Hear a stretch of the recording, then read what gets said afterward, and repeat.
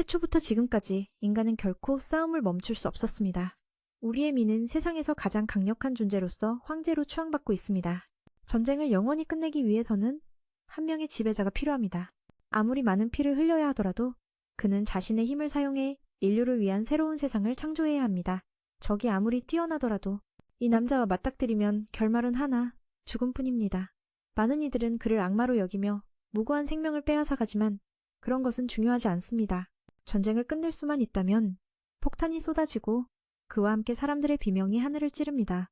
가장 강력한 왕에 대한 이야기가 다시 쓰여집니다. 모든 것을 가졌지만 그는 여전히 외로운 존재였고 결국 황제가 갑작스럽게 세상을 떠나게 됩니다. 모든 것이 끝난 것처럼 보였지만 누군가 민에게 빛이 비치는 새로운 삶을 기도했습니다. 그렇게 눈을 떴을 때 외로운 왕은 친절한 젊은 부부의 아이로 다시 태어났습니다. 그는 아토라는 새로운 이름을 가졌습니다. 처음에는 주변이 낯설어 무슨 일이 벌어지고 있는지 이해하지 못했습니다. 그는 앞에 있는 두 사람이 누구인지 궁금해했습니다. 하지만 아토는 자신이 죽었고 부모에게 다시 태어났다는 것을 깨달았습니다. 과거의 수많은 전투에서 승리한 그가 이제는 갓난아기의 몸으로 고통받고 있다는 것이 믿기지 않았습니다. 민의 어머니는 앨리스, 아버지는 존입니다. 첫 아이를 가지게 되었지만 그들은 아토를 잘 돌봐주었습니다. 모든 것이 괜찮았지만 이 몸에 있을 때 민은 전혀 자신을 제어할 수 없었습니다. 약간의 불만이 그 젊은 왕을 괴롭히고 가끔은 대변을 보기도 했지만 어머니는 여전히 즐겁게 기저귀를 갈아주었습니다. 이 때문에 아토는 이 몸이 마치 감옥처럼 느껴졌습니다. 그는 여러 번 이 모든 것이 꿈일 뿐이길 바랐습니다. 그러나 이 이상한 일들은 끝나지 않았습니다. 그럼에도 불구하고 몇 가지는 젊은 왕의 흥미를 끌었습니다. 그것은 아버지가 과거에 전혀 없던 힘을 사용하는 모습을 보는 것이었습니다. 게다가 그의 어머니는 뛰어난 회복력을 가지고 있었습니다. 이 세계에는 그가 설명할 수 없는 힘이 존재했습니다. 아버지의 일상은 괴물을 처치하고 동료들과 함께 주변의 것들을 알아가는 것이었습니다. 아토는 항상 사람들을 관찰하려고 노력했습니다. 지식은 힘이며 이 사회에서는 각 개인이 무기를 소유할 수 있는 권리를 부여받고 있었습니다. 단지 그것만으로도 위험성을 나타냅니다. 그렇기 때문에 그는 빨리 힘을 얻고 싶어 했습니다. 불편한 날들은 계속되었습니다. 어머니는 자주 아들을 재우고 아토는 더 많은 것을 탐험하고 싶어 했습니다. 그러나 사랑과 보살핌을 받는 느낌은 나쁘지 않았습니다. 이전 생에서는 민조차도 평화로운 잠을 이룰 수 없었습니다. 그를 암살하려는 자들이 끊임없이 다가왔습니다. 시간이 이렇게 흘러 아토는 이제 스스로를 알아가고 있었습니다. 그는 거울에서 자신의 모습을 보며 부모님을 기쁘게 했습니다. 부모님은 그를 아가라고 부르며 민은 이 이름을 받아들이기 어려웠습니다. 황제의 존엄성이 아직 남아있는데 그렇게 불리는 것에 대해 그는 받아들이기가 힘들었습니다. 몇 개월이 지나도 아토는 여전히 이 이름에 익숙해지지 않았습니다. 그러나 이것은 바깥 세계를 탐험할 수 있는 것에 비하면 작은 문제였습니다. 그래서 어머니가 재우러 갈 때 그는 몰래 앨리스를 밖으로 유인하고 자신은 조용히 땅으로 내려갔습니다.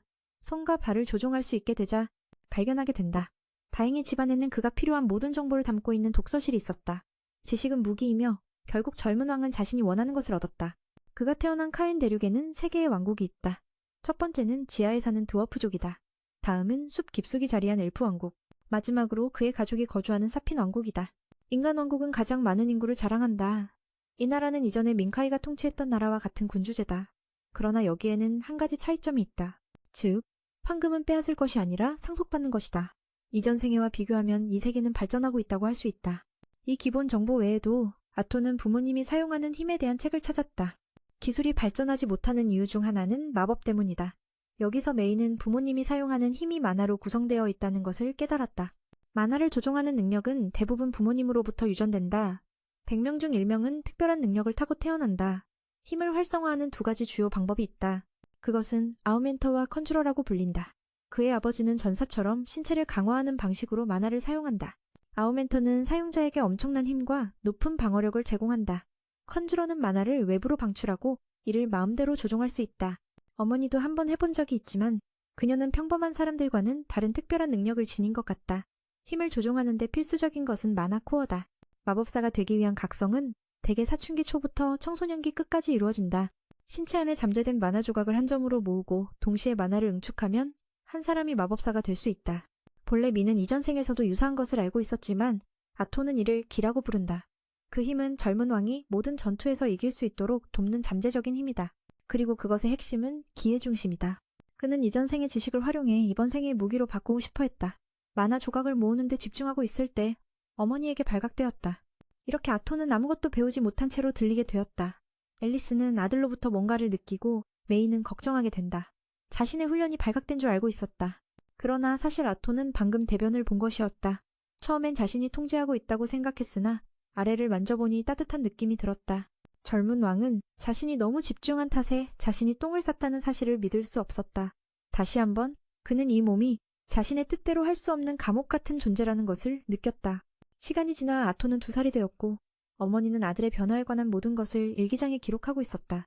앨리스에게 아토는 세상에서 가장 사랑스러운 아이로 호기심이 많고 특히 울지 않아 착한 아이였다. 그러나 부부를 걱정하게 만든 것은 아토가 웃거나 노는 모습을 본 적이 없다는 것이다. 지금 밖에서 조는 아들에게 검 사용하는 법을 가르치고 있다. 아들이 나무 막대기를 휘두르는 모습을 보고 아버지는 아들이 재능이 있음을 칭찬했다. 하지만 어머니는 이 사실을 좋아하지 않았다. 남편에게 아토를 그렇게 훈련시키는 이유가 뭐냐고 물었다. 아들은 이제 겨우 걸음마를 배우는 단계인데 말이다. 이 시기에 미는 아버지와 어머니 사이의 권력이 얼마나 큰지 깨달았다.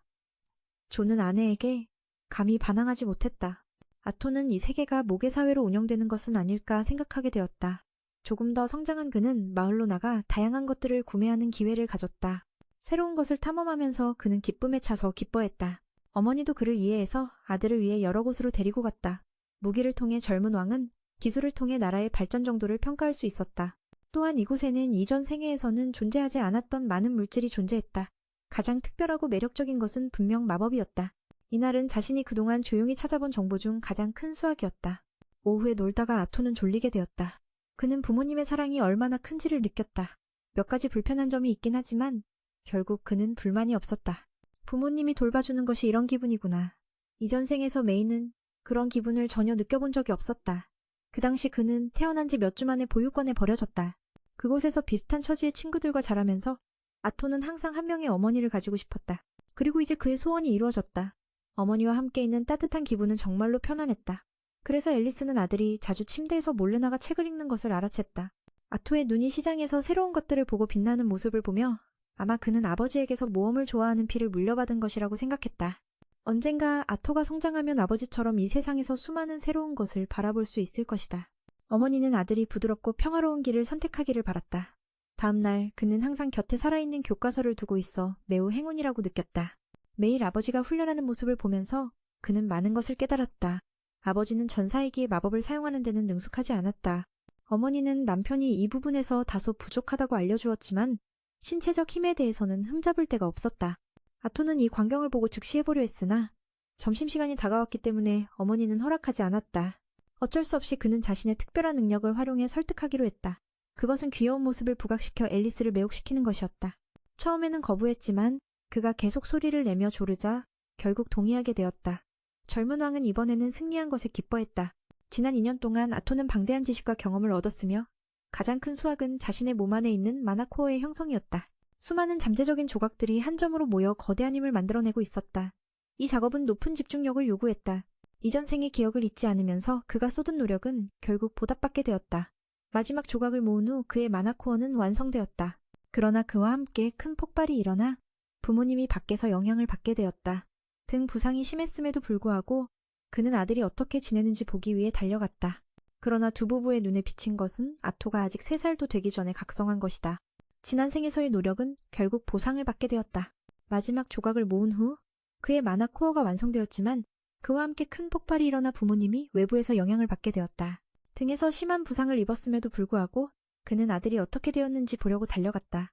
하지만 그 부부의 눈에 띈 것은 아서가 3살도 되지 않은 상태에서 각성한 것이었다. 이것이 큰 진전이라고 생각하는 순간 나무 조각들이 떨어지며 위험을 무릅쓰고 어머니가 달려들어 그를 보호했다. 아버지도 즉각 반응하여 모든 것을 날려버렸다. 아슬아슬하게 목숨을 건진 아서는 처음으로 부모의 걱정을 느꼈다. 본의 아니게 그는 크게 울며 엄마! 라 외쳤고 그렇게 가족 모두는 아들이 무사하다는 사실에 눈물을 흘렸다. 지난 생의 기억을 잠시 떠올리며 그때 그는 암살자에게 쫓기고 있었다. 재판소는 즉시 그를 사형에 처하기로 판결했지만 마치 집행유예처럼 그에게 아내와 아이를 고향으로 데려가도록 한 후에야 처형하겠다고 했다. 그는 진정으로 황제에게 저항했기에 간청했다. 그러나 그의 아내와 아이는 아무 잘못이 없으니 그들을 용서해달라고 했다. 고향으로 돌아가면 죽음보다 더 무서운 고난이 기다리고 있음을 알고 있었기 때문에 자신의 목숨이 어떤 상황이든 상관이 없었다. 하지만 적어도 그를 위해 아내와 아이는 살려달라고 왕 그레이에게 부탁했다. 의회는 이를 받아들이지 않았고 왕은 우리의 길을 인도하는 빛이라고 하며 이렇게 사소한 문제로 그를 괴롭힐 수는 없다고 했다. 젊은이는 계속해서 도움을 요청했지만 그의 아내와 아이는 즉시 처형당했다. 의회는 왕 그레이가 직접 손을 씻은 것에 놀랐지만 여전히 그것을 진정한 자비로 여겼다. 왜냐하면 죽음은 영원한 고통으로부터의 해방이기 때문이다. 암살자는 결국 고개를 숙이고 감사의 인사를 하지 않을 수 없었다. 현재로 돌아오면 아서가 각성한 지 시간이 좀 지났다. 아버지는 그를 위해 전투용 장갑을 만들었지만 거절당했다. 그는 이렇게 작은 몸으로 근접 전투를 하다가는 적에게 다가가기 전에 죽을 것이라는 생각을 했다. 아버지와 아들은 나무칼로 연습을 하면서도 상대에게 상처를 입히지 않았다. 그자는 경고했다. 힘을 너무 많이 사용하면 자신에게도 영향이 미친다고. 하지만 스비아는 상관하지 않고 자신은 이미 행복하게 살았다고 말했다. 이 순간 아서는 조금 아쉬워하며 아직 스비아에게 도움을 주지 못한 것에 대해 생각했다. 상대는 더욱 분노하며 막강한 파괴의 구체를 연달아 날렸다. 백룡은 피해를 줄이기 위해 피하려고 애썼다. 처음에는 평범하게 싸웠지만 아들이 힘을 사용하기 시작하자 소년도 똑같이 했습니다. 아버지의 손에 쥐어진 나무 막대기가 단번에 부러졌습니다. 아스는 기쁘게 웃으며 자신이 잘하고 있는지 물었습니다. 민이 너무 재능이 뛰어나서 황제에게 제자 삼아달라는 제안을 받았습니다. 앨리스는 아들을 조금도 멀리 보내고 싶지 않아서 반대했습니다. 게다가 남편이 이미 직접 가르치겠다고 했으니 말입니다. 처음에 도인원도 그렇게 생각했지만 아들의 재능이 너무 뛰어나서 자신이 그 잠재력을 다 발휘하지 못할까 두려워했습니다. 만약 황제 스승이 있다면 훨씬 좋을 것이라고 생각했습니다. 엄마는 마법에 관한 것이라면 자신도 가르칠 수 있을 것이라고 생각했지만 특별한 능력을 소유하고 있다는 이유로 혼이 났습니다. 아버지는 방금 전에 아스가 만화로 강화된 것을 배워버렸다고 말했습니다. 게다가 그 아이는 이제 겨우 4살밖에 되지 않았습니다. 이는 메인의 미래를 위해서이니 어쩔 수 없이 엄마는 동의했습니다. 하지만 자신이 세상에서 제일 귀여운 아들이 낯선 곳으로 가야 한다는 사실에 많이 슬퍼했습니다. 본인은 아들이 귀여운 건 인정하지만 아내를 설득하기 위해 노력해야 했습니다. 문제를 원활하게 해결하기 위해 부모님께 모두 함께 가는 게 어떻겠냐고 물었습니다. 그 말을 듣고 두 사람 모두 그 방법이 최선이라고 생각해 동의했습니다. 그들은 함께 이사에 필요한 물건들을 준비했습니다. 며칠 후 아버지의 모험가 팀이 그들을 데리러 왔습니다. 미는 자신이 아스라고 소개하며 도움을 요청했습니다. 이전에 집을 부쉈던 날 바로 이 사람들이 와서 수리해준 적이 있었습니다. 그들은 트윈 HS라는 팀의 일원들이었습니다. 아버지와 어머니는 결혼하기 전에 그 팀에 있었기 때문에 모두가 친해진 것입니다. 그들은 민이 기억할 수 있도록 아스라는 이름을 포함해 자신들을 소개했습니다. 아담, 안젤라, 댄, 헬렌, 그리고 제스민. 모두가 이 이해심 많고 재능 있는 소년을 아주 아끼고 있었습니다. 모든 사람들이 가족을 새로운 집으로 안내하기 시작했습니다. 이것은 그의 이 세계에서 첫 장거리 여행이었습니다. 이전 생과 같은 교통수단은 없었지만 부모님과 함께 있는 덕분에 기분이 매우 좋았습니다. 정차하자 모두가 휴식을 취하기 위해 멈췄습니다. 아스는들은 바로는 목적지가 시루스시라고 하였습니다. 새로운 집에 대해 기대가 되지만 몇 가지 문제에 직면해야 했습니다. 주변에 많은 야생동물들이 있어 전혀 안전하지 않았습니다. 다행히 팀원들의 능력은 매우 뛰어났습니다. 제스민, 아담, 헬렌은 아버지와 같은 어멘틀이었습니다. 안젤라와 댄은 엄마와 같은 쥐였습니다.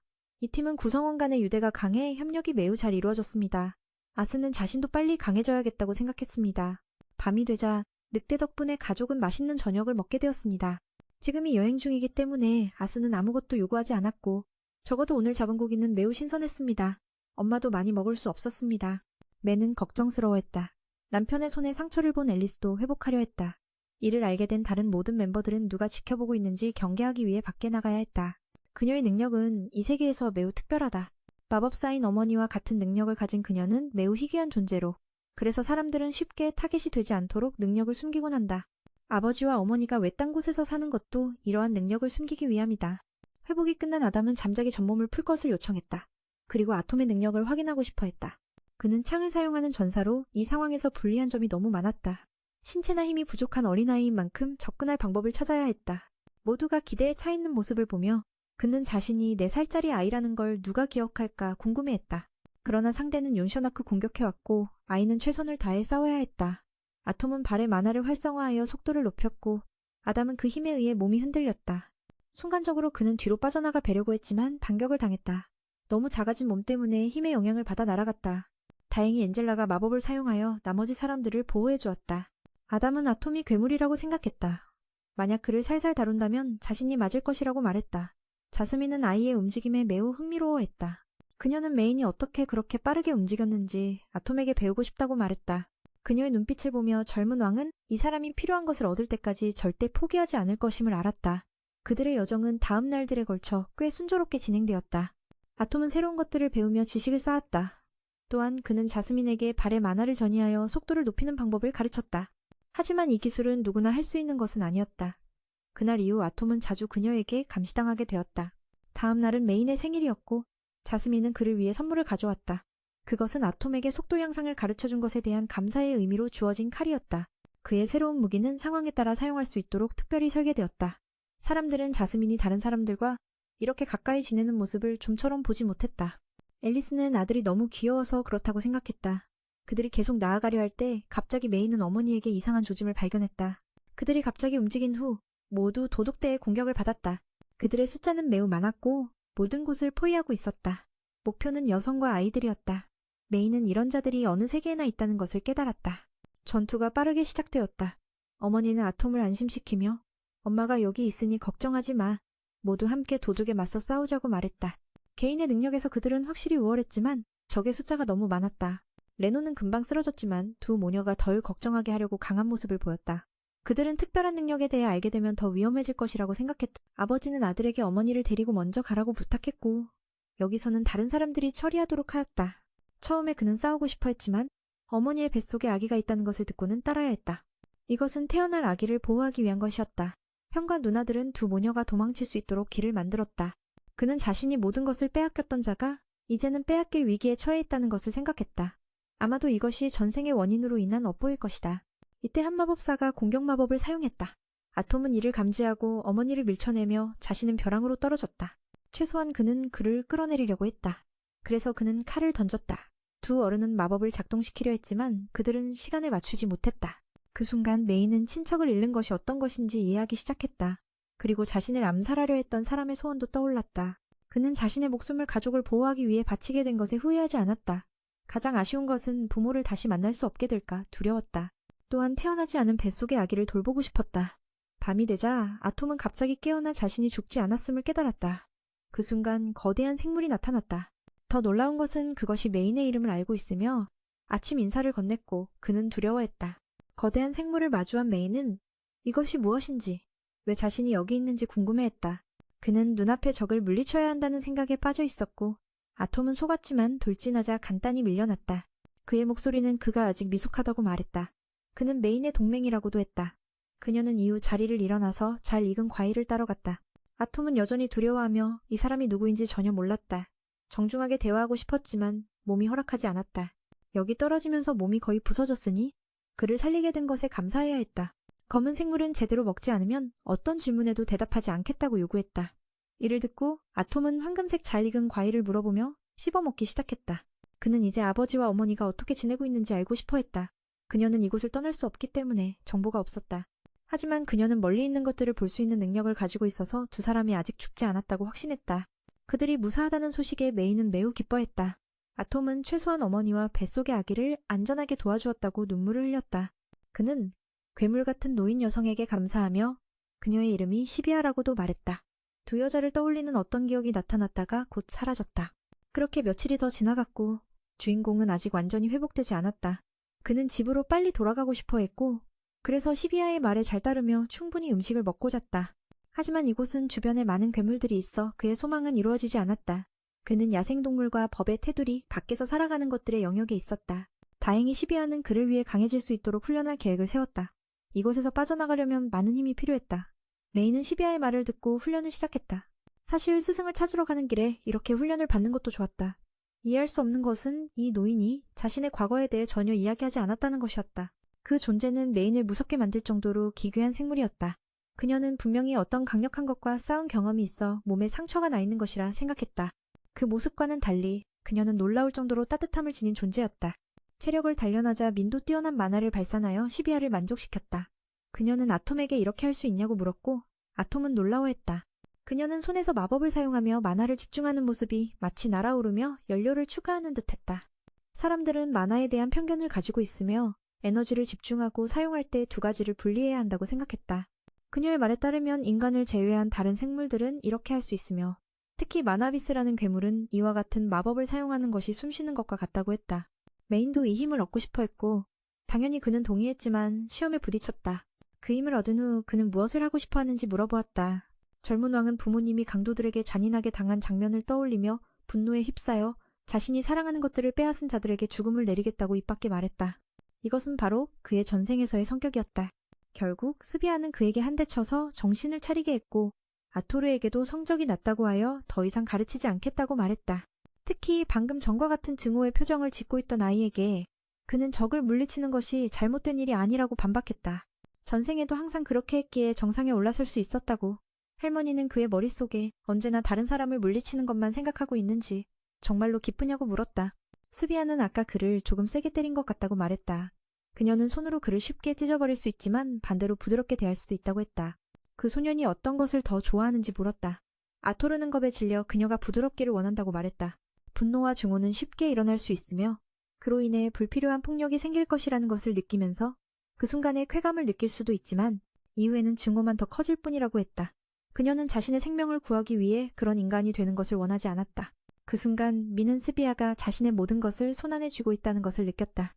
다시 질문으로 돌아가서 힘을 얻은 후 무엇을 할 것인지 이번에는 부모님과 다른 사람들의 아름다운 기억이 떠올랐다. 젊은 왕은 사랑하는 사람들을 보호하고 싶다고 말했다. 그 말을 들은 스비아는 매우 만족하여 그에게 만점을 주었고 훈련 과정을 시작했다.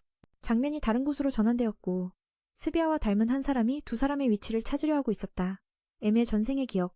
그 당시 권력을 쥐고 있었지만 그레이 왕은 여전히 최고 의회의 지배를 받고 있었다.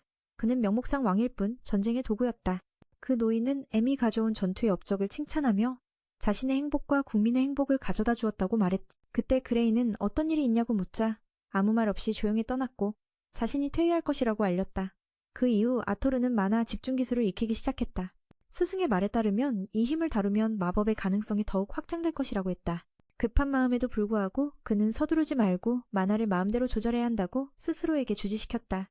전생의 미는 하늘이 많은 것을 주지 않았다. 그럼에도 불구하고 강한 의지가 그레이를 불패의 존재로 만들었고 몸속의 기를 다루는 기술을 통해 가능해졌다. 현재 젊은 왕은 만화를 기묘하게 조정하는 능력을 배웠고 스비아와 함께 축하할 생각을 하고 있었지만 그녀에게 태클당해 바위에 부딪혔다. 그의 몸도 스승의 힘에 의해 제어되어 소리 지르지 말라는 요구를 받았다. 좁은 틈으로 보니 스승과 비슷한 모습의 또 다른 존재가 여기 있었다. 스비아는 그가 자신을 찾아낸 것에 대해 칭찬했다. 그의 몸에서 나는 피의 냄새가 그를 이끌었던 것 같았다. 그 존재는 그에게 따라오라고 요구했지만 그렇게 쉽지는 않았다. 그러자 그 존재는 즉시 공격하여 힘으로 스비아를 제압하려 했다. 그녀는 파괴의 굴을 막았지만 이전의 상처가 나아지지 않아 완전히 불리한 상태였다. 아토르를 안심시키기 위해 스비아는 정신적 교감을 통해 자신은 괜찮다고 했다. 그러니 그는 움직이지 말라고 했다. 스비아는 적과의 결투를 위해 자신을 한계까지 밀어붙였고 그 덕분에 새로운 모습이 태어났다. 무서운 괴물에서 이제는 그 어느 때보다 아름다워졌다. 용의 숨결은 매우 강력했지만 그 힘이 상대를 다치게 하진 않았다. 그자는 경고했다. 그 힘을 너무 많이 쓰면 자신도 영향을 받는다고. 하지만 신비아는 신경 쓰지 않았다. 자신은 이미 너무 행복하게 살아왔다고 말했다. 지금은 조금 아쉽긴 하지만 아직 자신을 돌볼 시간이 없었다. 그자는 분노에 휩싸여 수많은 파괴구슬을 던졌고 백룡은 피하며 피해를 최소화하려 애썼다. 그러나 그로 인해 신비아는 수세에 몰렸다. 위험을 감지한 그녀는 시간을 멈추고 아토를 먼저 보내기로 했다. 아토는 불려나와 스승의 진정한 힘을 보게 되었다. 이 모습의 신비아는 마치 용처럼 아름다웠다. 아토가 그녀에게 용이냐고 묻자 시간이 많지 않아 스승은 차원문을 열어 아이를 탈출시키려 했다. 비록 문이 예상보다 먼 곳으로 연결됐지만 그녀는 아토가 스스로 돌아올 거라 믿었다. 떠나기 전 그녀는 그 힘을 무엇에 쓸 건지 다시 물었다. 아토는 망설임 없이 말했다. 사랑하는 사람들을 지키기 위해서입니다. 이것이 그들의 약속이니까요. 그리고 신비아가 하나 더 주고 싶은 게 있다며 깃털로 감싸 조심히 간직하라고 당부했다. 그 깃털을 받은 아토의 몸에 이상한 문양들이 나타나기 시작했다. 그리고 언젠가는 그 의미를 알게 될 거라고 말했다. 지금은 시간이 얼마 남지 않았기에 서로 작별해야 했다. 매우 아쉬웠지만 어쩔 수 없었다. 그녀는 함께한 시간이 즐거웠다고 했고 아토도 스승을 지켜야 할 존재로 여겼다. 하지만 적 앞에서는 이길 수 없다는 현실에 눈물을 흘렸다. 그 슬픔은 피할 수 없는 운명이었기에 위로받았다. 아토는 자신이 변하고 있음을 깨달았다. 이전 생의 생각이 아닌 신비아의 깨달음 덕분이었다. 그가 말했다. 당신은 나에게 소중한 가족입니다. 스승은 그가 이미 좋은 어머니가 있다고 말했지만 아토는 자신을 어머니처럼 여겼다. 이 말에 신비아는 놀라면서도 따뜻하게 그 호칭을 다시 듣고 싶어 했다. 아토는 행복한 눈물과 함께 어머니라고 불렀다. 신비아는 고마움을 전하고 늦기 전에 아토를 떠나보냈다. 그녀가 차원문으로 걸어 들어가려 할 때 아토는 갑자기 마음을 바꿔 도우려 했지만 아무것도 할 수 없는 채 다른 차원으로 끌려가 버렸다. 시간이 지난 뒤 백룡은 흰용이 강력한 공격을 받아 즉시 쓰러졌다. 그를 본 적은 남자도 다가갔고 이 정도로 죽을 수 없다라고 생각했다. 그리고 정말로 그렇다. 신비아는 가까운 거리에서 강력한 공격을 시도했지만 보석이 함께 부서졌다. 큰 폭발이 일어나고 누군가의 감사의 목소리가 들렸다. 신비아는 임무를 완수했으므로 모든 것을 그에게 넘기고 계속 도와주기를 원했다. 이동 포털 안에서 그는 할머니의 목소리를 들었다. 그는 떠나는 것이 매우 슬펐다. 하지만 이건 피할 수 없는 일이었고 이 세계는 슬픔으로 가득 차 있었다. 그는 미니 그것들을 웃음으로 바꿀 수 있기를 바랐다. 그는 그것이 불가능하다고 생각했다. 신비아는 현재 그렇지만 미래에는 충분히 그 일을 해낼 수 있을 것이라고 말했다. 이것이 신비아의 소원이므로 그는 그렇게 하기로 했다. 마지막 순간에 이 할머니는 그가 해낼 것이라고 확신했다.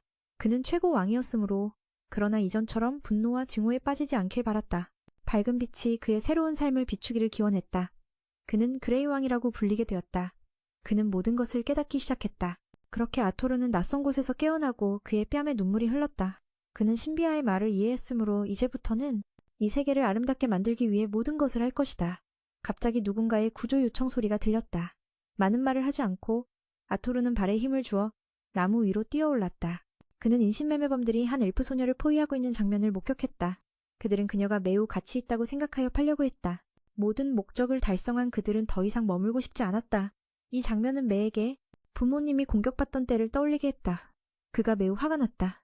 하지만 신비아의 말 덕분에 그는 침착할 수 있었고 부정적인 감정에 휘둘리지 않으려 했다. 그렇게 그는 도적무리를 따라 숨어서 기회를 기다렸다. 해가 저물 무렵 그들은 휴식을 취하기 위해 멈췄다. 아토르는 따라가면 도시로 돌아갈 수 있을지 모르겠지만 가장 중요한 것은 그들이 소녀에게 무슨 일을 하려는지였다. 그래서 그는 최대한 빨리 행동하고 싶었다. 젊은이는 그렇게 앉아서 명상하며 밤이 내리기를 기다렸다. 그 악당들이 가장 경계가 풀릴 때를 위해 아토르는 3마리의 늑대를 보았고 이상하게도 그들이 순종적이라는 것을 알았다. 그는 마법 덕분이라고 추측하며 최대한 활용해 주의를 분산시키려 했다. 그들은 전혀 알아차리지 못하고 다가갔다. 바로 그 순간 한 녀석이 아토르에 의해 즉시 쓰러졌다. 덕분에 그는 다음 대상을 처리하기 위해 칼을 얻었다. 그러나 여전히 어린아이의 몸이기 때문에 전투는 그를 쉽게 지치게 했다. 이때 다른 한 녀석이 그를 발견했다. 아토르는 끝내지 못했고 그로 인해 그가 동료들에게 마법사가 여기 있다고 알리게 했다. 듣고 나서 상대는 매우 놀랐다. 매는 여전히 어린아이였기 때문이다. 그는 매를 희귀한 존재로 여겨 생포하고 싶어 했다. 이 녀석이 무슨 짓을 하려는지 아토르는 매우 조심스러웠다. 상대가 덤벼들자 아토르는 피할 수 있었다. 그러나 반격은 효과적이지 않았다. 상대가 약간의 힘을 가지고 있었기 때문이다. 그는 연결된 칼을 던졌지만 잡히고 말았다. 기회를 놓치고 적이 다가와 아토르를 멀리 튕겨냈다. 그는 아토르를 들어올린 후 저항하지 말라고 경고했다. 듣고 아토르는 불의 마법을 활성화하여 탈출했다. 상대는 너무 아파서 아토르를 더 이상 붙잡고 싶지 않았다. 하지만 바로 그 순간 아토르에 의해 처치되었다. 남은 한 명은 이 장면을 보고 간청했다. 안타깝게도 그들은 아마도 많은 악행을 저질렀기 때문에 용서받을 수 없었다. 4명의 인신매매범을 처리한 후 아토르는 그 소녀를 구하기 위해 다가갔다. 그녀는 매우 두려워하고 있었고 자신의 또래의 아이를 보자 매우 놀랐다. 매도 그랬다. 왜냐하면 이 얼굴은 이전 생의 한 사람을 떠오르게 했기 때문이다. 밖으로 나오자 엘프 소녀는 그의 손에 있는 상처를 보고 걱정스러운 표정을 지었다. 이것은 아토르가 자신과 비슷한 나이의 누군가와 대화하는 첫 번째 기회여서 조금 어색했다. 그는 그녀가 두려워하지 않도록 인신매매범의 시체를 전부 가려주었다. 어린애들은 그런 것을 보면 안 돼. 라고 말하자 그는 자신도 어린아이인데 왜 그런 말을 하느냐는 꾸중을 들었다. 그 사람들은 사고를 당해 죽은 것이라고 거짓말을 하며 아토르는 그녀를 두고 집으로 가려고 했다. 그러나 그녀는 누가 그런 짓을 할 수 있겠냐? 라고 반문하며 그를 잡았다. 사실 그녀는 매우 두려워 혼자 남겨지는 것을 원치 않았기 때문에 나는 집으로 돌아갈 수 없다. 나쁜 사람들은 뒤쫓아오지 않을 테니 걱정하지 마. 라고 말했다. 그녀는 아토르가 자신처럼 귀여운 소녀를 어둠 속에 혼자 두는 것은 잘못이라고 생각했다. 매는 이 수피 엘프의 집인이 두려워할 필요가 없다고 생각했다. 그러나 그녀는 부모님이 아이들은 혼자 다니면 나무 괴물에게 잡아먹힌다고 항상 말해. 라고 덧붙였다. 그녀는 집으로 가는 길을 물었고 소녀는 반대 방향으로 가리켰다. 하지만 얼마나 멀리인지에 대해서는 전혀 알지 못했다. 아침에 놀다가 우연히 길을 잃었기 때문이다. 아토르는 자신처럼 귀여운 소녀가 어두운 숲에 남아있는 건 분명 잘못이었다고 생각했다. 아토는 이 숲이 엘프의 고향이라 두려워할 필요 없다고 믿었다. 하지만 그 소녀는 부모님이 혼자 가면 식인 나무 요괴가 있다고 했다. 그녀가 집으로 가는 길을 묻자 반대 방향을 가리켰고 거리도 알 수 없었다. 아침에 놀다가 길을 잃었기 때문이었다. 아토는 말이 안 된다고 생각했지만 여자애니까 끝까지 집에 데려다 주기로 했다. 이 일로 젊은 왕은 부모님과 재회하기 전까지 더 시간이 걸릴 것 같았다. 처음에는 3마리의 늑대를 조종해 빨리 가려 했지만 방법을 몰랐다. 그 소녀는 빨리 늑대들을 풀어달라고 했고 그렇지 않으면 죽을 거라고 했다. 아토는 늑대들이 공격할까 걱정했지만 소녀는 이 늑대들이 착하고 나쁜 사람들이 도구로 이용하고 있을 뿐이라고 말했다. 게다가 그 소녀는 숲의 주민이라 배고파 죽는 걸 그냥 두지 못했다. 늑대들을 풀자마자 3마리 모두 돌아서 떠났다. 아토도 그 모습을 보고 기뻐하며 소녀와 함께 집으로 가는 길을 찾았다. 다음 날 아침 두 사람은 서로 소개하며 친구가 되었고 소녀의 이름은 테시아였다. 둘 다 배가 고파 음식을 찾아 4명의 납치범을 잡아 그 고기로 수프를 끓였지만 맛은 그리 좋지 않았다. 마른 고기와 소금만으로 끓인 탓이다. 채소가 조금만 더 들어갔다면 훨씬 맛있었을 텐데. 신비아가 정성껏 돌봐주던 날들이 떠올라 그녀를 구하지 못한 슬픔이 밀려왔다. 친구는 이런 음식을 좋아하지 않았지만 힘내서 걸을 수 있게 먹으려 했었다. 아토는 그저 영양만 섭취하면 된다고 생각했었다. 하지만 식사는 사람을 연결하는 힘이 있었다. 친구가 갑자기 달콤한 걸 먹고 싶다고 했다. 어린아이답지만 그 모습이 아토에게는 사랑스럽게 비쳤다. 작은 친구가 왜 애시숲에 왔냐고 묻자 가족과 헤어졌고 자신도 길을 잃었다고 했다. 친구도 같은 처지라 즐거웠다. 젊은 왕은 엘프 나라에서 어떻게 사는지 물었고 테시아는 자신의 곳은 즐겁지만 부모님이 바빠 주로 할아버지와 하인과 지낸다고 답했다. 가는 길에 귀여운 작은 생명체들을 만났다. 조금 걷다 보면 아토는 나무에 올라가 주변을 살폈다. 목적지가 아직 멀다고 추측했다. 두 사람은 계속 걸었지만 엘레나에 대한 단서는 전혀 없었다. 주변을 맴도는 벌레를 보며 친구가 여기는 다양한 생물로 가득하다고 말했다. 사람들은 반딧불이를 신호로 쓰고 심지어 놀기도 한다고 했다. 젊은 왕은 이것이 어린이들의 놀이 방식임을 속으로 생각했다. 계속 이동하며 테시아는 만화를 각성하면 스승을 따라 배울 것이라고 말했다. 아토는 살짝 부러웠다. 자신도 만화를 배우고 싶었다. 그런데 그녀는 그럴 줄 모르겠다. 아마 이 세계는 아직 학생들을 위한 학교가 발전하지 못했나 보다. 아서가 갑자기 뒤에서 따라오는 늑대를 발견하고 약간 걱정한다. 밤이 되고 울음소리가 들리자 그는 그들을 처치해야 한다고 생각한다. 그녀에게 안으로 들어가서 자라고 하자 그녀는 거부하고 그는 밖에서 경계를 서야 한다고 말한다. 그는 신비가 주었던 알이 어떤 종류일지 궁금해한다. 잠시 후 테시아가 안으로 들어오라고 부른다. 그녀는 아버지가 아들과 함께 자지 말라고 했지만 아서가 자신을 구해줬으니 옆에 두기로 했다고 말한다. 처음엔 거부하는 아서는 나는 졸리지 않아 라고 말하자 그녀는 밖에 있으면 나쁜 사람들이 발견할 수 있다고 변명한다. 아서는 그녀가 유령을 무서워하는 걸 깨닫고 안으로 들어가기로 한다. 테시아는 이것이 둘의 안전을 위한 것이라며 자신이 무서워서 그런 것이 아니라고 변명하고 아서에게 계속 안에 있으라고 요구한다. 만약 화장실에 가고 싶으면 꼭 그녀를 깨워야 한다고 덧붙인다. 둘은 아서가 인간 왕국에서 왔다는 이야기를 계속 나눈다. 테시아는 그곳의 남자들이 모두 변태이며 아내가 많다고 하자 충격을 받아 그 이유를 묻는다. 그녀는 아버지가 그렇게 말했지만 아서는 엘프에도 비슷한 변태가 있을 것이라 말한다. 그리고 더 중요한 것은 그녀가 변태의 의미를 이해할 것인가에 대한 의문이다. 인간들이 모두 아내가 많은 것은 아니며 부유한 자나 귀족만 그런 것이라고 설명한다. 그 말을 마치자 테시아는 곧 잠에 빠진다. 아서는 만약 여동생이 있다면 아마 이렇게 될 것이라고 생각한다. 다음 날 둘은 새로운 도전을 계속해서 이겨내고 있다. 다행히 테시아는 납치당했던 일을 완전히 잊어버렸다. 작은 개울을 건너는 것도 힘들어 아서는 매번 그녀를 업고 건넌다. 그러던 중 불행한 일이 발생하여 그에게 극심한 통증이 찾아온다. 왜인지 그의 몸속 만화가 폭발하는 듯한 통증을 느끼게 된다. 테시아는 그런 아서를 걱정하며 약초를 찾으러 간다. 하지만 통증은 여전히 줄어들지 않는다. 그는 그녀에게 걱정 끼치고 싶지 않아 그 사실을 숨기려 한다. 바로 그때 어제 쫓아온 늑대가 그들 쪽으로 다가온다. 아서는 공격을 받을까 두려워하지만 그 늑대는 자신이 사냥한 돼지를 가져다 준다. 그녀는 그들이 매우 똑똑하니 이런 행동이 이해가 간다고 설명한다. 저녁이 되어 고기를 먹으니 두 사람의 기분이 매우 좋다. 성장기이기 때문에 고기를 먹어야 한다. 방금 테시아는 약초를 찾지 못했지만 대신 그녀의 부족이 자주 먹는 매우 영양가 높은 버섯을 발견했다. 그 말을 들은 아서는 믿고 먹어보지만 결과는 계속 트림이 난다. 테시아는 그 제품이 너무 강하다고 생각하여 미안하다고 사과한다. 문제를 해결한 후 두 사람은 텐트 안에서 이야기를 나눈다. 그녀는 잠들기 전에 책을 읽어주는 것을 좋아한다고 이야기한다. 인간의 왕국에 대한 이야기는 그녀에게 흥미롭고 언젠가는 그곳에 가서 놀고 싶어 한다. 하지만 인간의 왕국에서는 모두가 나쁜 일을 한다고 들었다. 그래서 엘레노아의 주민들은 다른 종족을 믿지 않는다. 오늘은 너무 지쳐서 아토는 먼저 잠이 들었다. 테시아는 자신이 남동생을 돌보는 언니처럼 행동하고 있다고 생각한다. 다음날 내부의 고통은 여전히 계속된다. 다행히 친구 집에 거의 도착했다.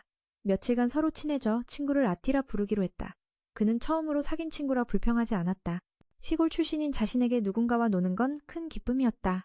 그는 친구를 놀리며 혼자 화장실 가기 무서운 아가씨라고 불렀다. 친구는 화가 나 자리를 떠났다. 친구라 생각했는데 그런 말을 하다니 실망했다. 계속 걸어가다 결국 나무 줄기에 숨겨진 입구를 발견했다. 아토는 조금 두려워했지만 테시아가 안내해 안으로 데려가겠다고 했다. 순간순간 이동문을 지나자 갑자기 사람들이 나타나 친구 덕분에 급히 올 수 있었다고 말했다. 바로 다음 순간 아토는 제압당해 무슨 일이 일어난지 알 수 없었다. 침착해진 그는 여기가 엘프 왕국임을 깨달았다. 테시아의 순진함에 자신도 방심했음을 알았다. 그를 부르려 애써도 친구는 말이 없었다. 아토는 배신당한 듯 화가 치밀었다. 전생에 겪었던 일이기에 다시 당하지 않으려 했다. 병사들이 그를 죽이려 할 때 친구가 나서 막았다. 그들은 인간을 사악한 존재로 여겼다. 테시아는 자신을 구한 아토를 풀어달라며 강경했다. 상황이 해결된 줄 알았는데 병사들은 아토가 공주를 세뇌했다 생각했다. 바로 그때 목소리가 울려 퍼지며 모두를 제지하고 아토를 놓으라고 명령했다. 그는 상황을 이해하며 병사들을 책망하지 않았다. 인간이 공주와 함께 나타났으니 경계하는 건 당연했다. 자신을 엘레노아 왕국의 전임왕 보리언이라 소개했다. 친구가 신분을 드러내자 테시아는 이미 말했을 거라며 순진한 표정을 지었다. 그때 부모님이 나타났고 친구는 그리움에 눈물을 흘렸다. 현왕은 인간이 여기 있는 걸 보고 병사들에게 조치를 지시했다. 아버지는 종족과 상관없이 이 아이가 손녀를 구하고 데려왔으니 죽이면 안 된다고 막았다. 테시아도 아토가 자신을 구했다며 과격한 행동을 말렸다. 아버지에게 아토를 궁전으로 초대해 성대한 대접을 하라고 요구했다. 동의하기도 전에 친구는 손을 잡고 달려가 버렸다. 보리언은 앞으로 모든 일을 다 말하라고 당부했다. 갑자기 아토는 이 인물에게서 알 수 없는 힘을 느꼈고 그도 마찬가지였다. 두 아이는 거침없이 거리를 달려 주변 모두의 시선을 받았다. 왜 인간이 왕국에 있냐는 의문이 가득했다. 엘프는 단순하고 평화롭게 산다. 책에서 알게 된 바로는 과거 인간과 엘프가 갈등을 겪었고 지금도 긴장 상태가 이어지고 있었다. 직접 그 광경과 독특한 건축물을 보리라고는 상상 못했다. 친구는 여전히 밝았지만 그 순간의 눈빛은 이상했다. 게다가 고통이 계속 그를 괴롭혔다. 절대 방심하지 말아야 한다고 자신에게 다짐했다. 궁전에 들어서자 수많은 시녀가 공주의 귀환을 환영했다. 친구는 자신을 구한 은인 아토를 잘 돌봐달라고 부탁하며 그가 나쁜 사람이 아니라고 확신했다. 앗은 친구의 낙관에 당황했다. 오히려 사람들이 곤란해질 뿐이었다. 그는 아토에게 먹을 것과 놀 것 중 무엇을 원하는지 물었지만 아토는 납치범 사건을 자세히 보고하겠다고 했다. 빨리 해결하고 가족에게 돌아가고 싶었다. 친구 아버지도 동의했다. 아토는 공주가 곁에 있어 말을 아꼈다. 테시아는 어릴 때부터 사랑받아 부모님이 절대 거절하지 않는 걸 알았다. 심지어 그에게 앉아 빵을 먹으며 이야기하라고 했다. 앗은 잠시 멈칫하며 이게 괜찮은 건지 의심했다. 어머니와 할아버지는 아버지만큼 엄격하지 않아 웃었다. 왕은 자신을 안두인이라 소개하며 테시아의 아버지이고 왕비는 마리오라고 했다. 전임왕도 함께 있었다. 아토는 자신을 삽힌 왕국의 작은 마을에서 태어났다고 인사했다. 자격이 부족해 왕 앞에 서는 게 영광이라고 생각했다. 시골 출신인데 예절을 아는 모습에 테시아 아버지도 칭찬했다. 전생에 항상 예를 갖췄기에 당연했다. 어머니와 할아버지는 아버지만큼 엄격하지 않아 웃었다. 왕은 자신을 안두인이라 소개하며 테시아의 아버지이고 왕비는 마리오라고 했다. 전임 왕도 함께 있었다. 아토는 자신을 삽힌 왕국의 작은 마을에서 태어났다고 인사했다. 자격이 부족해 왕 앞에 서는 게 영광이라고 생각했다. 시골 출신인데 예절을 아는 모습에 테시아 아버지도 칭찬했다. 전생에 항상 예를 갖췄기에 당연했다. 아토는 가족과 헤어진 이야기를 대략 전했다. 완전한 진실은 아니었지만 납치범이 자신들을 공격했다고 말했다. 그때부터 분위기가 바뀌었다. 테시아 아버지는 인간의 야만성을 의심했다. 아토는 노예 상인은 직업이지 종족이 아니라고 설명했다. 전임 왕은 아토가 어떻게 손녀를 구했는지 설득이나 간청을 했는지 궁금해했다. 아토는 자신이 이미 적들을 죽였다고 단호히 말했다. 비록 어린아이지만 그는 마법사였다. 테시아는 아토가 악당들을 쓰러뜨렸다며 기뻐했다. 병사들은 경계하며 어린아이가 공주를 속여 침투했다고 생각했다. 아토는 조용히 상황을 지켜봤고 전임왕 보리언은 병사들을 저지했다. 그는 아토의 말을 신중히 듣고 앞으로 모든 일을 명확히 보고하라고 당부했다. 이 순간 두 사람 사이에 묘한 긴장감과 이해가 흐르며 이야기는 새로운 전환점을 맞이했다. 아토는 이 낯선 땅에서 자신이 겪을 고난과 성장의 시작을 느꼈다. 이 이야기는 단순한 모험을 넘어 신뢰와 배신, 용서와 희생을 통해 진정한 나 자신을 찾아가는 여정임을 보여준다. 경고할게. 세 번째 말은 내가 하지 않을 거야. 태시아는 그 친구가 거짓말하지 않았다고 확신했어. 왜냐하면 자신도 그 무리들이 나를 팔려고 했던 걸 들었거든. 그 말을 듣고 왕비는 어린 공주를 꼭 껴안았어. 다행히 딸이 무사히 돌아왔으니까. 왕도 그 말들을 믿게 되었지. 아토는 계속해서 자신이 도둑들에게 공격당해 이곳에 길을 잃었으며 지금은 단지 집으로 돌아가고 싶다고 말했어. 그 말을 들은 친구의 아버지는 아토르가 태시아를 구했다는 이유로 보내달라고 요구하는 것이라고 생각했어. 이해하기 힘든 것은 두 종족 간의 원한을 알고도 민이 그런 제안을 했다는 거야. 하지만 아토르는 두 종족 간의 원한 때문에 엘프가 인간을 야만인으로 경시하는 것을 상상할 수 없었고 자신도 그런 야만인에게 똑같이 대우받을까 두려웠어.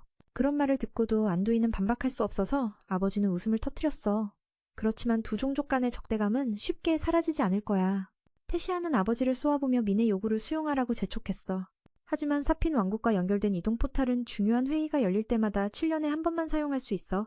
다음 해에야 다시 열 수 있게 돼. 그렇게 기다리는 것이 너무 길어 아토르는 슬퍼했어. 그래도 국왕이 그를 집까지 데려가 주기로 동의했으니 그 소년을 여기서 오랫동안 두고 있을 수는 없었거든. 그런 말을 듣자 민은 고개를 숙이며 감사의 인사를 했고 그들은 소년이 편히 쉴 수 있도록 허락했어. 하지만 통증이 다시 시작되어 어떻게 편하게 쉴 수 있을지 모르겠어. 얼마 후 그에게 방으로 돌아가서 씻고 쉬라고 했고 통증이 점점 심해져서 그는 결국 자신이 뭘 겪고 있는지 궁금해졌어. 실비아가 있었더라면 좋았을 텐데 라는 생각이 들었어. 밤이 되자 밖으로 나가 바람을 쐬며 기분이 훨씬 나아졌고 통증도 조금 가라앉았어. 아토르는 그 원인을 찾고 싶었고 이렇게 계속 있을 수는 없었거든. 그 위에서 친구의 부모님은 즐겁게 놀고 있었고 그 장면은 그에게 존과 앨리스를 떠올리게 했어. 부모님이 잘 지내고 있을까 궁금했어. 그들이 힘을 가지고 있으니 분명히 살아 돌아올 것이라고 생각했어. 아토르는 만약 자신이 돌아간다면 부모님이 환하게 맞아줄지 궁금했어. 이전 생에서 너무 많은 사람에게 상처를 줬기 때문에 이번 생에서는 용서를 구할 용기가 없었거든. 친구가 아토르를 보고 급히 달려왔고 그는 물었어. 내가 너의 소중한 시간을 방해한 건가? 태시아는 아토르를 어린아이처럼 보이게 한 것에 약간 화가 났어. 분명히 나는 민보다도 더 크고 강한데 여기 온 이유는 아버지와 모두가 무례했으니 아토르에게 사과하기 위해서야. 그는 이전 세대의 원한이라 그를 탓할 수는 없었지. 친구가 부모님이 매우 걱정하고 있을 것이라고 하자 아토르는 그녀에게 부모님과 시간을 보내라고 조언했어. 태시아는 그가 가족과 재회하는 것이 자신과 같을 것이라고 생각했어. 그 말에 아토르는 자신이 원인으로 인해 모든 일행이 도둑들에게 공격당한 것이니 확신할 수 없었어. 그는 부모님이 자신이 없는 것에 슬퍼하고 있을지 궁금해했어. 가족을 보호할 능력이 없다는 생각에 빠져있던 중 친구가 그를 위로하며 당연히 부모님은 네가 곁에 없을 때 매우 슬퍼하실 거야 라고 말했어. 그리고는 민과의 이별이 슬플 것이라는 생각을 하며 불빛이 사방에 퍼졌어. 그 장면은 두 아이에게 즐거움을 주었고 민은 부모님의 모습이 손을 흔드는 것을 보았어. 이제 그는 자신이 과거의 어둠에 휘말려 이성을 잃어버렸다는 것을 깨달았어. 과거와 싸우는 것이 현재의 삶에 대한 믿음을 잃게 했고 그래서 태시아에게 이전에 자신이 그녀를 의심했을 때 사과해야겠다고 생각했어. 반딧불이와 함께 즐거워하고 있을 때 갑자기 누군가가 그녀를 공격했어. 너는... 반사적으로 그가 막아냈고 곧바로 얼굴에 발차기를 날렸다. 알고 보니 그건 바로 그녀의 할아버지였다. 그는 왜 손주를 죽이려 했는지 이해할 수 없었다. 할아버지는 웃으며 손에 쥔 것을 다시 보라고 했다. 그건 단순한 반딧불이었지. 무기가 아니었다. 그는 진짜 능력을 시험하기 위해 그를 속였던 것이다. 반응을 보고 이제야 민을 믿게 되었다. 태시아도 그에게 부탁했다. 더 이상 민을 괴롭히지 말라고. 그가 당신이 싫어하는 사람들과는 다르다고. 당연히 할아버지는 그가 여기 온 이유를 잘 알고 있었다. 오랜만에 민과 같은 흥미로운 인물을 만나고 싶어서 그를 시험해보고 싶었던 것이다. 그는 나무로 된 검을 만들고 마법으로 손녀를 다른 곳으로 옮겨 두 사람의 실력을 겨루게 한다. 민도 자신의 능력을 시험할 상대가 필요했다. 전투가 시작되었다. 그는 주도권을 잡고 공격을 시작하지만 모든 공격이 전 왕에게 피하고 만다. 그는 이 노인이 매우 강하다는 것을 알고 만화를 강화해야 한다. 그럼에도 불구하고 할아버지는 여전히 엄청난 속도를 자랑한다. 기회를 잡은 젊은 왕은 자신을 초월해 더욱 빠른 공격을 하려 하지만 전투 중에 그는 점점 침착함을 잃어간다. 그럼에도 불구하고 그는 태시아를 지키기 위해 싸우고 과거에 싸운 수많은 맹수들의 눈빛을 떠올린다. 날카로운 이빨과 발톱이 휘두러지는 것은 본능적으로 행해지는 것이었다. 그렇게 하지 않으면 죽게 될 것이기 때문이다. 그리고 지금 민도 그런 짐승과 같은 상황에 놓여 있어 최선을 다해 싸운다. 그 덕분에 그는 전 왕에게 한 점을 얻어내어 그를 조금 놀라게 만든다. 두 번째 라운드를 시작하려고 할 때 손녀가 다가와 그만하라고 말한다. 그녀는 더 이상 싸울 필요가 없다고 요구하고 그렇게 되면 오히려 그가 괴롭힘을 당할 것이라고 말한다. 높게 평가받은 민은 영광스럽게 느끼지만 결과적으로 그는 할아버지에게 제자가 되어 달라고 강요받는다. 그는 평범한 재능을 넘어서는 자질을 가지고 있다고 느꼈다. 그는 부모님에게 소식을 전해야 한다고 말한다. 할아버지는 민이 여전히 살아있다는 것을 부모님에게 전하는 방법이 있다고 알려준다. 동의할 틈도 없이 갑자기 분노가 치밀어 오른다. 이 장면을 보고 전 왕은 그가 괴물의 의지를 상속받았다는 것을 알게 되었고, 그래서 더욱 민을 제자로 삼고 싶어 한다. 그렇지 않으면 그는 죽을 것이다.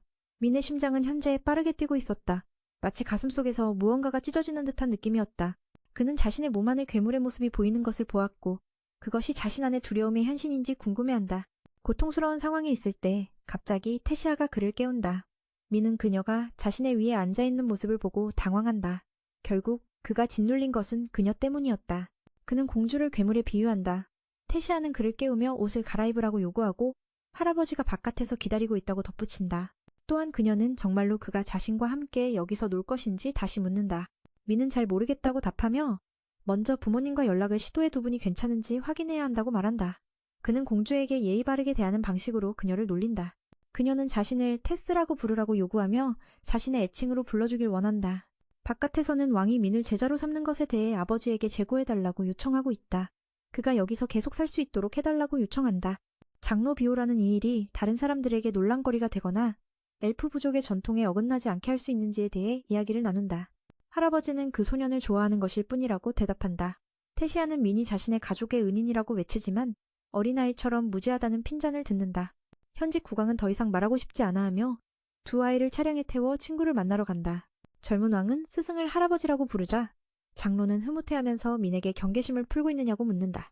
민은 이런 상황이 평범하다고 느끼며 앞으로 일어날 일에 따라 태도도 변화할 수 있다고 답한다. 공주는 오늘처럼 일찍 일어나는 일이 드물기 때문에 졸린 상태다. 또한 테시아는 앞으로 민이 어떻게 될 것인지 궁금해한다. 그녀는 왕국의 유일한 후계자이기에 매우 고독한 환경에서 자랐다. 어른들부터 아이들까지 그녀는 얼마나 많은 상처를 받았는지 모른다. 결과적으로 지금까지 테시아는 주변 사람들과의 거리를 두기 위해 벽을 쌓아왔다. 그러나 민과 함께 있을 때 그녀는 항상 웃고 있었다. 이는 그의 할아버지를 매우 기쁘게 했고 마치 오랜만에 손녀가 그렇게 웃는 모습을 본 것 같아 민에게 감사의 말을 전해야겠다고 생각한다. 이를 들은 민은 이 노인이 신뢰감을 주는 사람이라는 것에 놀라게 된다. 잠시 후 그들은 목적지에 도착했다. 전 국왕이 이렇게 직접 찾아오다니 안에 있는 사람은 간단한 인물이 아닐 것임을 암시한다. 그가 누군지를 궁금해하고 있을 때 장로 비엔이 문을 차고 들어가며 안에 있는 사람을 부른다. 두 조카는 이 상황을 예상하지 못했지만 아무런 반응이 없었다. 할아버지가 가까이 다가가서 듣고 있자 노파가 문을 열어 그의 얼굴에 그대로 부딪힌다. 그는 큰 소리로 부르며 찾아온 것을 비난받는다. 소개를 하자 그녀는 리니아라는 이름의 오랜 친구이자 특별한 마법사이다. 민은 그녀가 아마도 어머니와 비슷한 마법을 사용할 수 있을 것이라고 추측하거나 혹은 더 특별한 무언가일 것이라 생각한다. 민은 감사의 인사를 하며 들어가겠다고 말하고 다른 엘프들과는 다르게 그녀는 그를 차별하지 않고 초대한다. 이곳에는 다양한 종류의 책들이 가득하다. 이는 그녀가 누구보다 깊은 지식을 가지고 있음을 보여준다. 민이 가장 궁금해하는 것은 그녀가 어떻게 부모님과 연락할 수 있도록 도와줄 것인가 하는 것이었다. 리니아는 그가 매우 특별한 아이일 것이라고 말하며 자신이 예언가라서 바로 그 사실을 알아차렸다. 어떤 것들은 심지어 그녀 자신도 알아보지 못하는 것들이었다. 그렇지만 리니아는 여전히 단편적인 과거와 미래를 볼 수 있었다. 오늘 그가 여기에 온 이유는 부모님과 연락하기 위해서만이 아니라 그들의 현재 생활이 어떤지 알고 싶어서였다. 첫 번째 단계로 미는 물이 담긴 그릇을 자세히 보고 부모님을 상상하며 집중하도록 한다. 그녀는 한쪽 손으로 민의 기억을 받아들이고 다른 손으로는 물 위에 이미지를 보여준다. 그는 마치 부모님과 대화하는 듯한 기분이었다. 그에게 있어서 어머니는 항상 따뜻함을 발산하며 자신을 걱정할 때는 항상 찡그린 표정을 하고 있었다. 아버지는 마음이 편안하고 사교적이며 매력적인 리더의 눈을 가지고 있었다. 현재 그들 두 사람은 새로운 집으로 이사하여 아들을 잃은 슬픔을 잊으려 하고 있었다. 오늘은 우연히도 민의 생일이었다. 그 생각을 하자 그들의 얼굴이 슬퍼 보였다. 이전 아들이 절벽에서 떨어졌다는 소식을 들었을 때 그 부부는 절망에 빠졌다. 다행히도 그들은 좋은 동료들이 곁에 있어 서로를 격려하고 또한 뱃속에 아기가 있어서 그들은 힘을 내려고 노력했다. 서로를 자책하고 있을 때 갑자기 아들의 목소리를 들었다. 그는 자신이 안전하고 엘레노와 엘프 부족의 왕국에 있다는 것을 알렸다.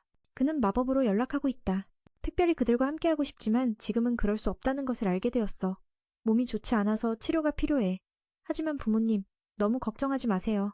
심각한 상황은 아니에요. 병이 나으면 곧바로 돌아갈 것이니 부모님은 발생한 일에 대해 자신을 탓하지 않으셨으면 해요. 이 말을 듣고 어머니는 감동하여 눈물을 흘리셨어요. 언제 다시 연락할 수 있을지 모르기 때문에 그는 두 분의 건강을 잘 챙기시길 바랐어요. 또 자신이 부모님을 얼마나 사랑하는지 말하며 눈물을 흘렸고 그들이 사건 이후 무사하다는 소식에 정말 기뻤어요. 소망이 이루어진 후 아토르는 월로보란을 스승이라고 부르기 시작했어요. 며칠 후 대화 중에 테시아는 부모님이 여기에서 압박을 주지 않길 원한다고 불평했어요. 할아버지도 손녀를 지지하셔서 부부는 두 아이가 함께 살도록 동의했어요. 그리고 사람들이 뭐라고 하든 아토르의 제자라고 전 국민에게 알리면 된다고 했어요. 문제가 생기면 본인이 책임지겠다고도 했죠. 왕은 이후에 맨에게 사과의 말을 전하고 그를 가족의 일원으로 환영했어요. 스스로도 태도 변화가 느껴졌고 맨은 무슨 일이 있었는지 이해했기에 두 할아버지와 손녀를 바라보았어요. 그는 이 왕이 자신의 아버지와 딸 앞에서 매우 약하다는 것을 추측했어요. 테시아는 친구를 데리고 밖에 나가고 싶어 했고 허락을 받았어요. 그렇게 두 아이는 집에만 있으면 안 되니까 거리로 나갔어요. 궁전에서 공지사항이 있었기에 아무도 민에게 시비를 걸지 않았어요. 이번이 처음으로 그는 이런 식으로 놀 수 있는 기회를 가졌고 친구가 사탕을 사자고 초대하기도 했어요.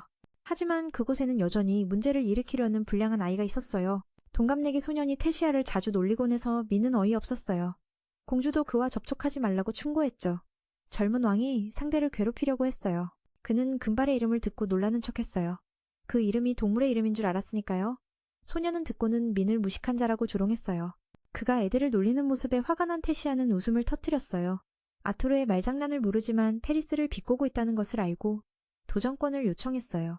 공주는 말리려 했지만 귀족이라 해도 이렇게 거만하게 굴어서는 안 된다고 생각했죠. 명예가 짓밟히자 그녀는 여전히 민과 싸우고 싶어 했어요. 주변 사람들은 이 결투가 명예를 위한 전투라는 것에 흥미를 느꼈어요. 그래서 테시아는 심판으로 나섰죠. 싸움이 시작되자 예상대로 페리스는 민에게 주먹을 맞고 그대로 쓰러졌어요. 아토르는 놀라며 경기를 이렇게 빨리 끝낼 줄은 몰랐어요. 상대가 더 강할 것이라고 생각했거든요. 친구는 기쁘게 민의 손을 끌고 가며 그를 점점 더 매료시켰어요. 그는 훈련이 시작되기 전에 이 순간을 만끽하려고 했죠. 월로보리아는 민에게 훈련 과정이 매우 가혹하다고 미리 알려주었어요. 그는 자신의 내면의 괴수를 길들이는 방법을 배울 거예요. 이는 그들이 용액 속에서 부풀어 오르는 것과 같은 수준의 도전이죠. 요약하자면 미래는 매우 힘들겠지만 인내심과 노력만 있다면 그는 반드시 극복하고 큰 성과를 거둘 것이라고 믿어요. 첫 번째 수업은 더 이상 만화의 통증에 신경 쓰지 말라는 것이었어요. 아토르는 친구에게 여기 오기 전에 가족과 항상 훈련해왔으며 또 한 분의 할머니와도 함께했다고 전했어요.